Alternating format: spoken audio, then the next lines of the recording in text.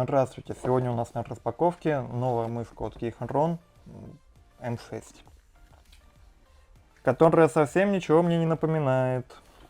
Итак, распакуем ее. Встречает первым делом у нас инструкция, которая нам не нужна. Кабель Type-C о двух концах. Переходник с Type-C на Type-A маму, для того, чтобы донгл поближе подключить. Переходник с Type-C на USB, чтобы подключить кабель, если у вас нет Type-C разъема в компьютере или ноутбуке. И два донгла, один Type-C, один USB. Ну и сама мышка. У нас на распаковке белая, и логично, что мышка тоже белая. Ну вообще ничего не напоминает. Основные особенности мышки: наличие бокового скролла, возможность отработать на стекле, одновременное подключение до 3 устройств, переключение окон с помощью колесика мышки, эффект бесконечности у мышки, у колесика мышки.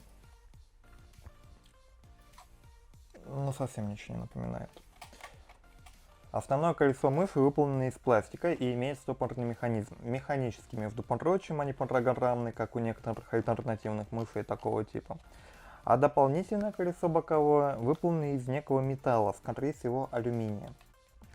Точнее сказать не могу. Также мышка полностью совместима с macOS. Аккумулятора мышки хватает на 80 часов работы.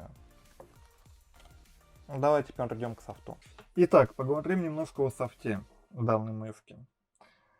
На главном экране мы можем увидеть уровень заряда аккумулятора, способ подключения. Сейчас я использую мышку по 2.4 радиоканалу. Мы можем выбрать профиль. И мы можем зайти в настройки, чтобы поменять язык на китайский, если вдруг вам китайский удобнее, чем английский. В общем-то, все. Далее, настройки самой мышки. И здесь как раз мы можем наблюдать весь широкий функционал предназначения клавиш у данной модели. Как я сказал, колесо может прожиматься в правую сторону и в левую сторону, и это абсолютно разные движения. И можно замбиндить абсолютно все. Максимальный DPI у данной мышки 26 тысяч, что, впрочем, неудивительно. 3395 это текущий флагман среди игровых сенсоров. Настройки макросов. Я лично ими не пользуюсь, но кому-то может быть интересно. Опять-таки функционал обычный, базовый, такой же, как у других брендов. И последний пункт. Здесь мы можем настроить высоту отрыва, всякие дополнительные плюшки для точности сенсора, которые никому не нужны, но может быть кто-нибудь захочет испытать их.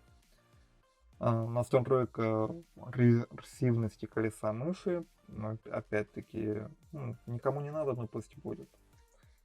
Настроить таймер ухода в сон и другие функции, которые могут быть полезными. Данная мышка у нас в магазинах есть только на 1000 Гц, но существует также модель на 4000 Гц. Правда, не знаю, кому может понадобиться мышка такой формы с полным фаршем для игр. Итак, рассмотрим мышку поближе.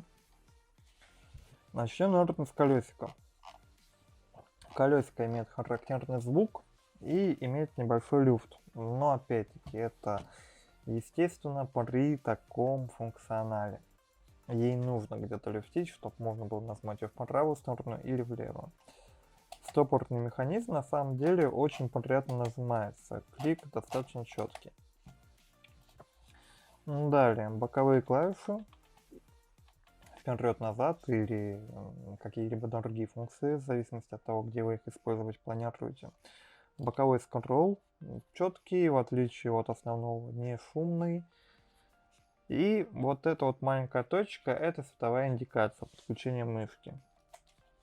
А также она, насколько я помню, показывает уровень заряда при необходимости. Рассмотрим основание мышки.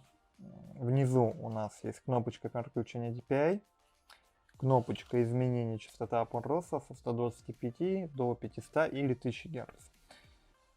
Кнопка выбора Bluetooth устройств. Как я сказал, данная мышь может подключаться одновременно к 3 Bluetooth устройствам. И тумблер включения режима 2.4 и Bluetooth. В общем-то, все.